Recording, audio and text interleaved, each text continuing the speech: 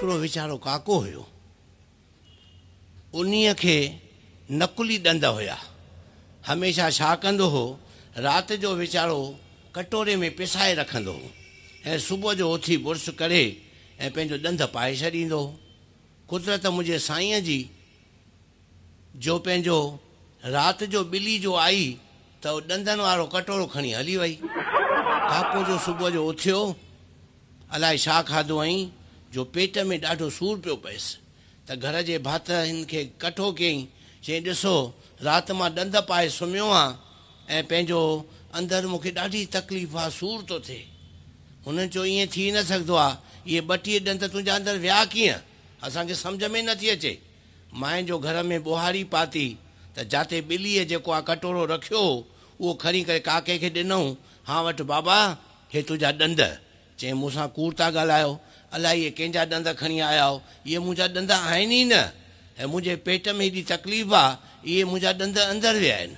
वीचारनि डॉक्टर कठा कया, घणो ई कुझु थियो, काके जी वहम जी दवा लॻे ई न। घणा ई डॉक्टर घुमी बीठा, कुझु न थियो।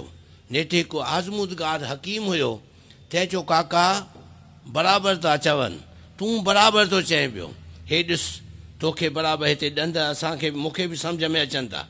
हाणे हिकिड़ी ॻाल्हि कर, मूं वटि हिकिड़ी दवा आहे जंहिंमां उल्टीअ मां इहे ॿाहिरि निकिरंदा। साईं तुंहिंजी वॾी महिरबानी। चई पर मां अखियूं ॿधंदुसि, पोइ थाल में उल्टी कंदे तुंहिंजा 32 ई ॿाहिरि निकिरी ईंदा। सत वचन। काके जूं अखियूं ॿधऊं, थाल अॻियां रखियऊं। उन डॉक्टर छा कयो, एॾी दवा हिन खे वठाई जंहिंमें उल्टियूं अचणु लॻियूं, हिन कटोरे वारा ॾंद फहको करे थाल में उछलिया। काका बि निकिरी आया, वाधायूं वाधायूं वाधायूं।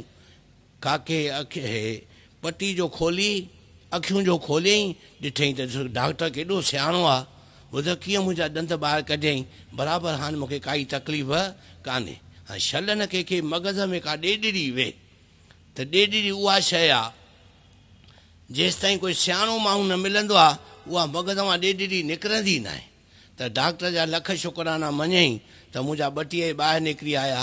डॉक्टर साहिब तव्हांजूं लख महिरबानी।